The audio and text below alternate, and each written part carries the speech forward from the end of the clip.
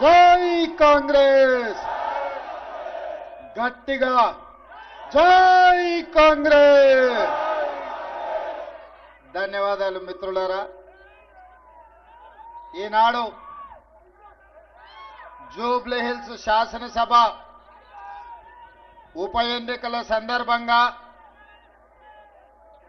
శ్రీమతి సోనియా గాంధీ, శ్రీ మల్లికార్జున్ ఖర్గే గారు, మన అభిమాన నాయకుడు శ్రీ రాహుల్ గాంధీ గారు ఈనాడు మీ బిడ్డ, మీ పేదోళ్ళ బిడ్డ, మీ గల్లీలో మీ ముందు తిరిగిన బిడ్డ ఈనాడు పెద్దోడై కాంగ్రెస్ పార్టీ ఆశీర్వాదంతో ఈ ఉప ఎన్నికల్లో నవీన్ యాదవ్ శాసనసభ్యుడిగా ఎన్నికల బరిలో దిగడం జరిగింది.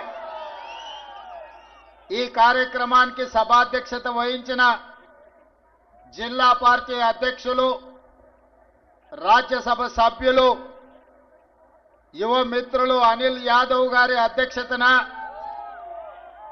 మా పిసిసి అధ్యక్షులు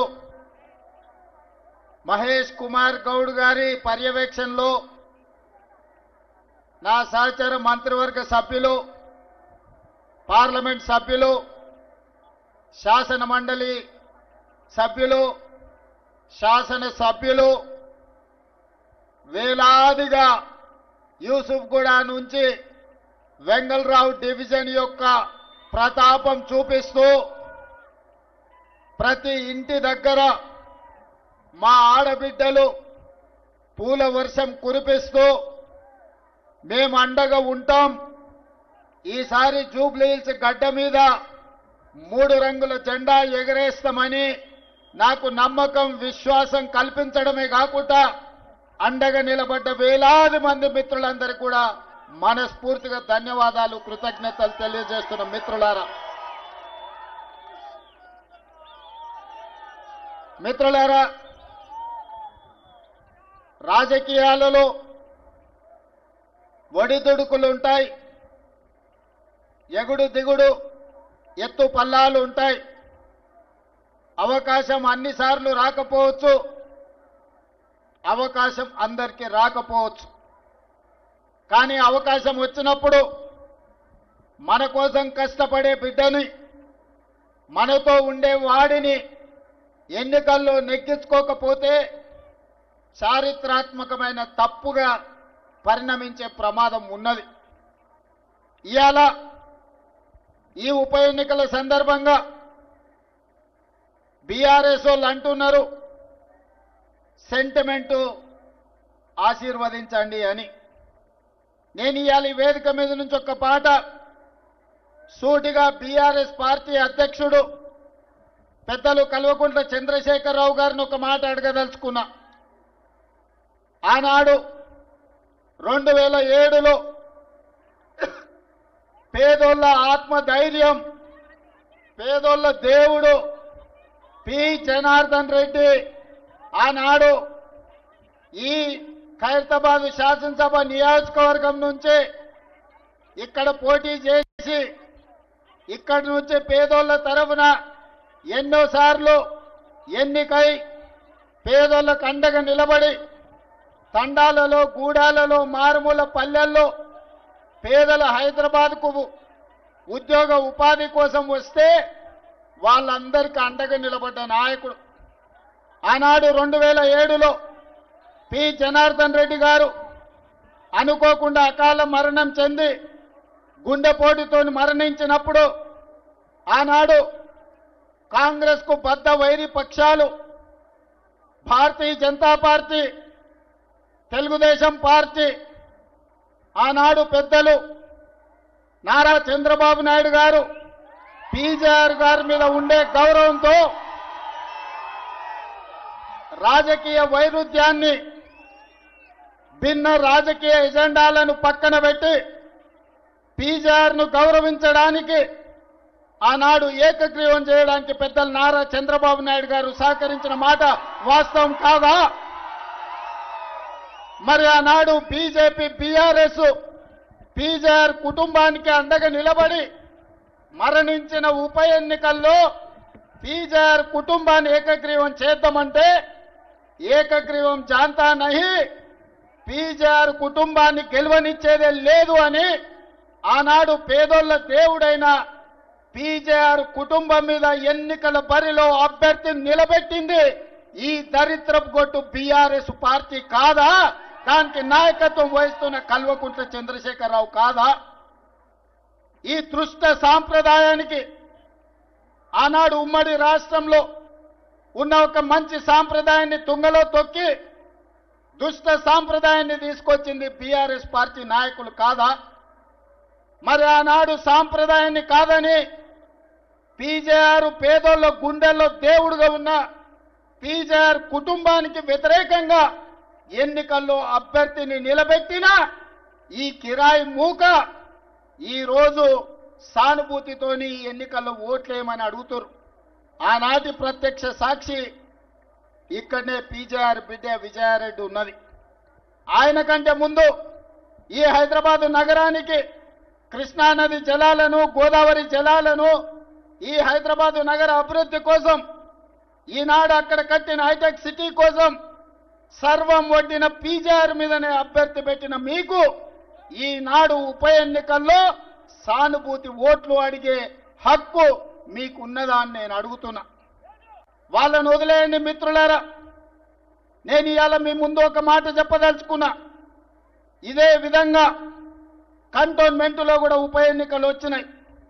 అక్కడ కూడా ఇదే రకంగా ఇదే సానుభూతిని నమ్ముకొని సానుభూతి కన్నీళ్ల ముసుగులో గెలవాలని చూసి అక్కడ కూడా శ్రీ గణేష్ నాడు అక్కడి ప్రజలు గెలిపిస్తే సానుభూతితో సెంటిమెంటుతో కాదు, అభివృద్ధితో మా ప్రాంతం అభివృద్ధి జరుగుతుందని కంటోన్మెంట్ సికింద్రాబాద్ కంటోన్మెంట్లో శ్రీ గణేష్ను గెలిపిస్తే 30-40 సంవత్సరాల నుంచి అటు మేడ్చల్ వైపు ఎలివేటెడ్ కారిడార్, ఇటు షామీర్పేట వైపు ఎలివేటెడ్ కారిడార్, అక్కడ తాగునీటి సమస్యను, కంటోన్మెంట్లో రోడ్ల సమస్యను, డ్రైనేజీ సమస్యను ఈనాడు శ్రీ గణేష్ సంవత్సరన్నరలో 4,000 కోట్ల రూపాయల నిధులు మంజూరు చేయించి ఈనాడు కంటోన్మెంట్ అభివృద్ధికి పాటు పడుతున్నాడు.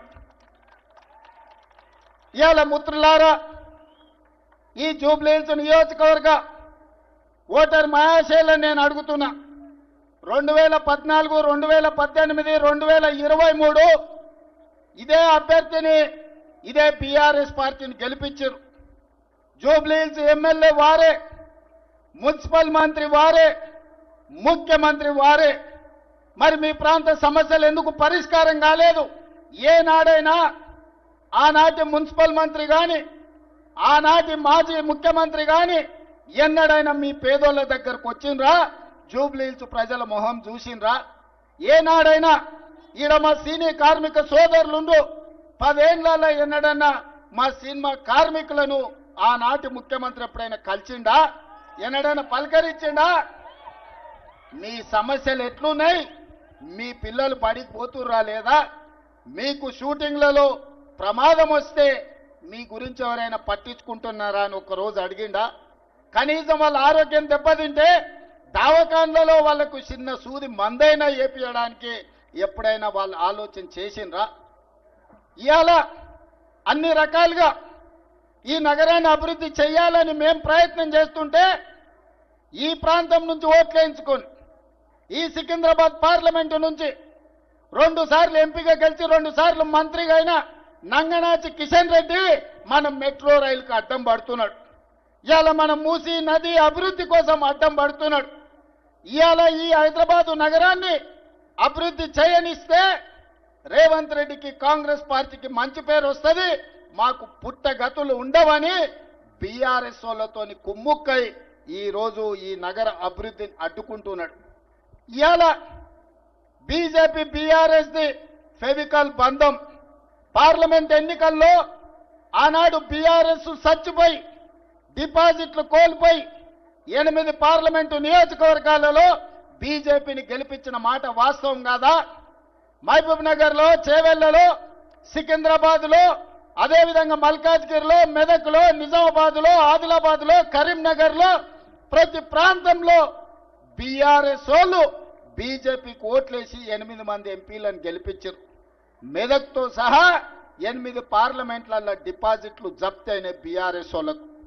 మరి 8 పార్లమెంట్లలో వీళ్ళు చచ్చిపోయి అవయవ దానం చేసి బీజేపీని గెలిపిస్తే ఒక పక్కన బండి సంజయ్, రెండో పక్కన కిషన్ రెడ్డి కేంద్ర మంత్రులు అయినరు. బుడ్డ పైసైనా తెచ్చిండ్రా వీళ్ళని నేను అడుగుతున్నా. ఎన్నడన్నా కేంద్ర మంత్రిగా కిషన్ రెడ్డి మన గల్లీకి వచ్చిండా? మన సమస్యలు అడిగిండా? మనం ఎట్లున్నారో చూసిండా? ఇవాళ ఉప ఎన్నికలు రాగానే ఇవాళ మా అభ్యర్థిని గెలిపించండి, కార్పెట్ బాంబింగ్ చేస్తారంట. సిగ్గుండాలన్నాయా? పాకిస్తాన్ వాడు ముడ్డి మీదంటే ఆడపోయి బాంబులు అయ్యావు కానీ జూబ్లీ హిల్స్లో వచ్చి బీజేపీ వాళ్ళు కార్పెట్ బాంబింగ్ చేస్తారంట. మీ బాబు జాగీరా బీజేపీ వాళ్ళది ఇది. ఎవడన్నా అభివృద్ధి చేయాలనుకుంటాడు, ఎవడన్నా నిధులు తేవాలనుకుంటాడు, ఎవడన్నా తాగనిక నీళ్లు తేవాలనుకుంటాడు, ఎవడన్నా పేదలు తిరగనికే మెట్రో రైలు తేవాలనుకుంటాడు, ఎవడన్నా మన మూసీలో ఉన్న మురికిని తొలగించాలనుకుంటాడు. బీజేపీ వాళ్ళ భావ దారిద్ర్యం జూబ్లీ హిల్స్ లో ఎన్నికల్లో కార్పెట్ బాంబింగ్ చేస్తారంట. గల్లీ గల్లీ ఎంపీలు, ఎమ్మెల్యేలు, కేంద్ర మంత్రులు తిరుగుతారంట. ఎందుకే బిచ్చమడుకోనికి వస్తారా? ఏం తెచ్చిందని వస్తారు? మీ మోడీ ఏమిచ్చిందని వస్తారు? 3 సార్లు ప్రధానమంత్రి అయిన మోడీ ఈ పేదోళ్ళు అండగా నిలబడితే, కేసీఆర్ మీరు 2 సార్లు కేసీఆర్ ముఖ్యమంత్రి అయిండు, 3 సార్లు మోడీ ప్రధానమంత్రి అయిండు. నేను అడుగుతున్న పేదోళ్ళకి రేషన్ కార్డు ఇచ్చిండా? మీ ఇళ్లలో 200 యూనిట్లు ఉచిత కరెంట్ ఇచ్చిండా? మీకు సన్నబియ్యం ఇచ్చిండా? ముఖ్యంగా మా ఆడబిడ్డలను అడుగుతున్నా, అక్క మీరు పుట్టి ఇంతోళ్ళైనరు, ఎన్నడన్నా ఆర్టీసీ బస్సులో ఉచితంగా ప్రయాణం చేసిండ్రా? ఇవాళ మా ఆడబిడ్డలు అమ్మవారిని దర్శించుకోవాలన్నా, అమ్మగారి ఇంటికి వెళ్ళాలన్నా, ఇంటి ఆయన ముందల చేతి చాపకుట్ట ఆయన ఆఫీస్కి పోయొచ్చే లోప అమ్మని చూసిరానికే ఆర్టీసీ బస్సులో మీరు ఎక్కడ చెయ్యి ఆపితే అక్కడ బస్సు ఆపేటట్టు నేను చేయలేదా? సోనం ఆశీర్వాదంతో మా ఆడబిడ్డలకు ఆర్టీసీ బస్సులో ఉచిత ప్రయాణం ఇయ్యలేదా? మా అక్కల్ని ఆలోచన చేయమని అడుగుతున్నా. ఇవాళ మేము మీకు ఆర్టీసీ బస్సులో ఉచితంగా బస్సు ప్రయాణం ఇస్తే ఆటో వాళ్ళని రెచ్చగొట్టి మా ఆడబిడ్డలకు ఆర్టీసీలో ఉచిత ప్రయాణం వద్దు, బంధు పెట్టాలని ఇవాళ బయలుదేరి ఇవాళ ఆటోలో తిరుగుతుర్రు. బిల్లా రంగాలు వచ్చిర్రు మీ బస్తీకి, బిల్లా రంగాలు ఆటోలో తిరుగుతుర్రు, ఫోటోలు దిగుతుర్రు. ఏందే వాళ్ళ కోరిక అంటే ఆడబిడ్డలకు ఆర్టీసీ బస్సు ఉచితం బంధు పెట్టాలని. నేను మా అక్కలకు ఒకటే మాట చెప్పదలుచుకున్నా. మా అక్కలు చాలా మంది మా పాలమూరు నుంచి, అక్కడి నుంచి, ఇక్కడి నుంచి వచ్చిన వాళ్ళే ఉన్నారు. మన అందరికీ రొట్టెలు చేసేది తెలుసు. పట్నం వచ్చినాక చపాతీ చేస్తాం. చపాతీ చేసినప్పుడు సలాకి ఎర్రగా కాల్చి బీఆర్ఎస్ తోడు వస్తే ఈపుల వాతలు పెట్టుర్రి. ఇవాళ బీఆర్ఎస్ కోటేస్తారంటే ఇవాళ మీ పిల్లలకు పెడుతున్న పువ్వ సన్న బియ్యం రద్దు అవుతాయి. ఇవాళ బీఆర్ఎస్ తోడు వస్తే పేదోళ్లకు 200 యూనిట్లు ఉచిత కరెంటు రద్దు అవుతుంది. ఇవాళ ఇక్కడ 25,000 మందికి ఇచ్చిన రేషన్ కార్డులు రద్దు అయిపోతాయి. ఇవాళ మా ఆడబిడ్డల ఆర్టీసీ బస్సులో ఉచిత ప్రయాణం రద్దు అయిపోతుంది. ఇవాళ మన ప్రభుత్వం ఉంది, మనం పనిచేసుకుందాం, పేదోళ్ళకి పనిచేస్తాం. పోనీ నా ప్రభుత్వం వచ్చినాక చనిపోయిన మా మిత్రుడే 20 నెలల్లో ఏనాడన్నా జూబ్లీస్కి ఏమన్నా కావాలని ఒక కాగితం అన్నది ఇచ్చినాడే? ఈ నియోజకవర్గాన్ని అభివృద్ధి కోసం, మీ డ్రైనేజ్ కోసం, లేదా మీ బస్తీల సీసీ రోడ్ల కోసం ఇవాళ హైటెన్షన్ వైర్లు మీ బస్తీల మీద వెంగళరావు నగర్లా పేదోళ్ళ ఇళ్ల మీద నుంచి పోతున్నాయి. వాటిని పక్కకు తొలగించమని ఒక్క రోజైనా అసెంబ్లీలో మాట్లాడిండా? ఒక్కనాడన్నా 3 సార్లు ఎమ్మెల్యే గెలిచిన పెద్ద మనిషి ఎన్నడన్నా అసెంబ్లీలో మీ జూబ్లీ హిల్స్ గురించి మాట్లాడిండా? ఈ జూబ్లీ హిల్స్ అంటే ప్రపంచంలోనే ఫేమస్. జూబ్లీ హిల్స్ లో ప్రపంచంలో గుర్తుపట్టని వాళ్ళు లేరు. కానీ జూబ్లీ హిల్స్ నుంచి ఎమ్మెల్యే 3 సార్లు గెలితే ఒక్కరోజైనా అసెంబ్లీలో మాట్లాడిండా? మరి ఇవాళ నేను అడిగేది ఒక్కటే, యువకుని నవీన్ యాదవ్ని గెలిపించండి. అసెంబ్లీలో మీ గొంతుకైతాడు, అసెంబ్లీలో మీ సమస్యలు ప్రస్తావిస్తాడు, అసెంబ్లీలో మీకు ఏం కావాలో అడుగుతాడు ప్రభుత్వాన్ని. మీ తరఫున ప్రతిరోజు పనిచేస్తాడు, మీ తరఫున ఒకళ్ళతో పుచ్చుకుంటాడు. చదువుకున్న యువకుడు ఈనాడు సెంటిమెంట్ కాదు, జూబ్లీ హిల్స్ లో అభివృద్ధి కావాలి, అభివృద్ధికి నవీన్ యాదవ్ని గెలిపించండి. 2 నెలల్లో మా మంత్రులు వచ్చి నా దృష్టికి సమస్యలు తెస్తే 100 కోట్ల రూపాయలు ఇక్కడ నేను మంజూరు చేసిన. మరి ఆ పనులు అర్ధాంతరంగా ఆగిపోవాలనా? ఇవాళ నేను నా కుటుంబం పట్ల సానుభూతి ఉన్నది, నాకేం వ్యతిరేకం లేదు. కానీ ఇవాళ 3 సార్లు గెలిచినప్పుడు ఈ ప్రాంతానికి మేలు జరగనప్పుడు రేపు 4వసారి గెలిచి ఈ ప్రాంతానికి మేలు జరుగుతుందా? మీరు ఆలోచన చెయ్యండి. అట్లనే 2023లో ఆనాడు కాంగ్రెస్ పార్టీ మహమ్మద్ అజారుద్దీన్ని ఇండియా క్రికెట్ కెప్టెన్ ఇక్కడ అభ్యర్థిగా నిలబెట్టింది.